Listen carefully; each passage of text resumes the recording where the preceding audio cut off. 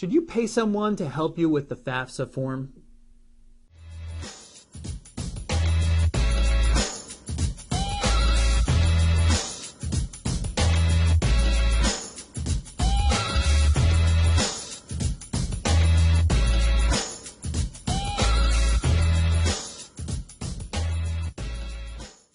Welcome to the Mullooly Asset Show. I'm your host, Tom Mullooly. This is episode number 22.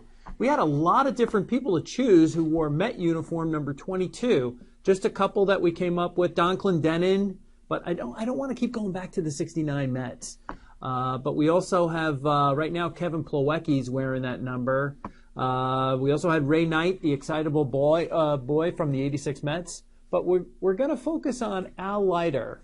Mr. Tom's River, went to Central Regional High School. In fact, Casey reminded me right before we turned on the camera that our travel baseball team, when they were a lot younger, played at Al Leiter Field in Berkeley Township. Casey was the pitcher, Tim was the catcher, and when Tim was pitching, Casey was the catcher. Anyway, we're going way off on a tangent. We're going to talk about FAFSA today. And the way that we come up with these topics is folks will bring them up. So bring up your questions to us. You can email us, you can call us, you can find us on Twitter, Facebook, LinkedIn. We're out there, so go find us, ask your questions. It may show up in a future video.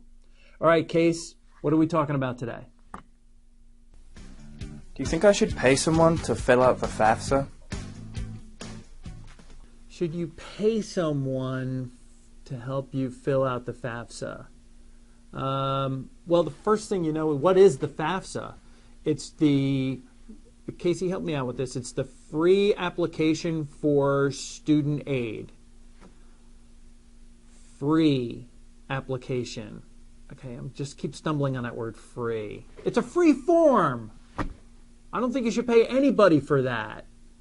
So I don't understand.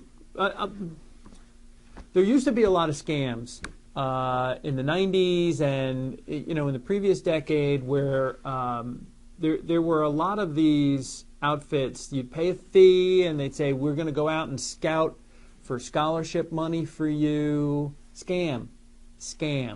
Okay, don't do it. Don't fall into that. But there's a couple of things you need to know about this FAFSA form. You're going to need to, the first thing I want to tell you is get it in early. Even if you haven't filed your taxes, we hear that a lot from people. They'll say, well, I can't do the FAFSA yet because I need my 1099 or I need to do my taxes. You don't. Fill it out. Get it in. Do it as soon as you can. Here's why. A lot of schools have limited grant money that they can award. And, they can't award it to two people. Even though they may award grants to, say, 1,000 potential students, the reality is maybe a fraction of those students they awarded grant money to are going to go to that particular school. But once that grant money has been allocated, they can't allocate more. They can't double up on it. So get that FAFSA filled as soon as you can. One of the things, if you've never filled out the FAFSA before, is you have to list the schools that you want your student or your student is thinking of attending. So you want to make sure that you get that in as soon as possible. And if you haven't filled out your taxes, don't worry. Unless you've got a significant change in your income, you can use last year's numbers. One of the options that you have when you're filling it out is, I've filled out my taxes and these are the real numbers, or I don't have to fill out a tax return, or I haven't filled them out yet. If you choose the third option, and you should, you're going to get a reminder over the summer, once your taxes are done, hey, update those numbers. And as long as something's not significantly different, you're going to be just fine. So don't wait to get your taxes done. Fill the FAFSA out as soon as you can. So what else do you need? Well, you're going to need, if you're the student filling it out, you're going to need parents' social security numbers and dates of birth. You're going to need income numbers. You're going to need bank account and investment account information. And if you're the parent filling it out for the student, you're going to need their information too. Shouldn't be a major surprise what these things are. So if you can fill out date of birth, social security numbers, and things like that, you're halfway home on the FAFSA.